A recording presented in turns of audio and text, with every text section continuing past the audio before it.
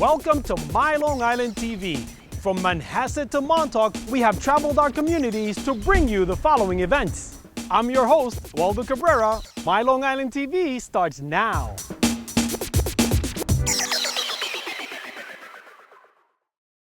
You are in the Earl-Wightman house, which is the headquarters of the Oyster Bay Historical Society.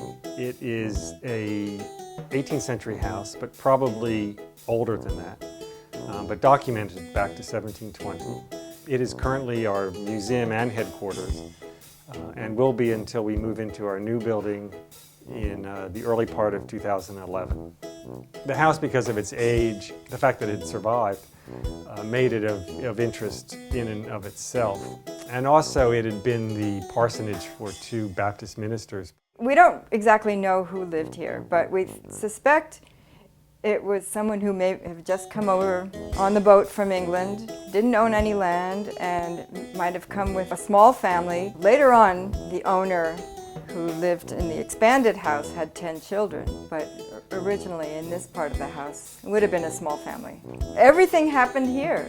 Sleeping, working, spinning. It was pretty crowded. We don't have a higher bed, but we do have this original 18th century trundle bed. It has ropes where we would today have springs, and the rope holds the mattress off the floor.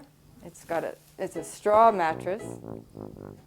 The rope would have been tightened with this gadget. You would have to twist it like this and then wedge it with this. That's where the expression sleep tight comes from. Tighten the ropes and then you're off the cold floor. This is an old spinning wheel. Here is some flax ready to be spun on it. Flax is what you use to make linen.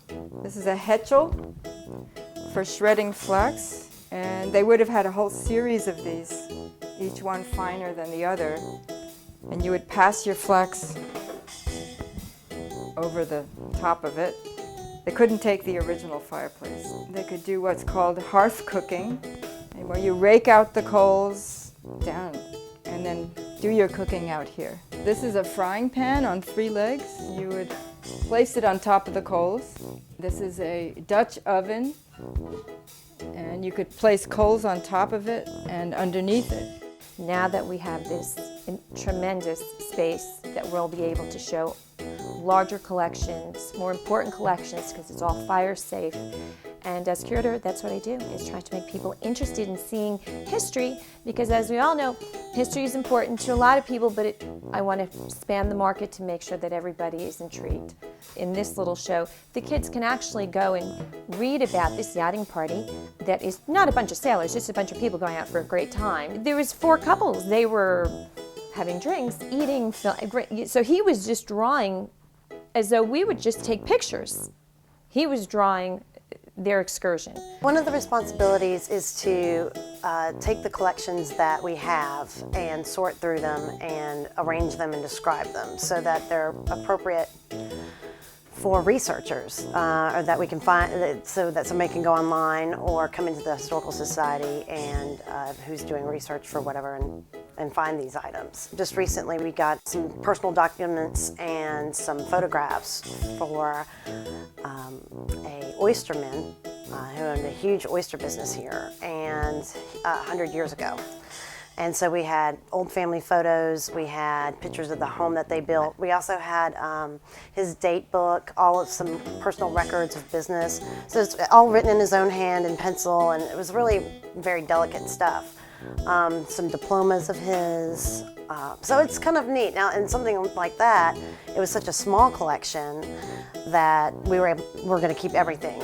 But we have to document these things, catalog them, and sort of organize them, and then make sure that they're preserved correctly. But when we get something larger, it requires a great deal of sorting through. It's kind of a lot of work, but it's a lot of fun because you get to see some really neat things.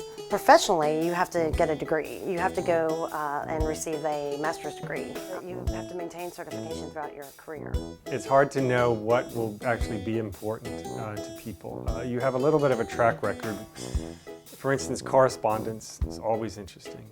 Family photographs, family Bibles, keepsakes. The more everyday something is, the more important it's going to be. The thing someone uses once a year probably is not as important as the spoons they have in their drawer. So we really look for material culture, everyday life, up to the present, because that usually is what people will mostly want to see 100 years from now.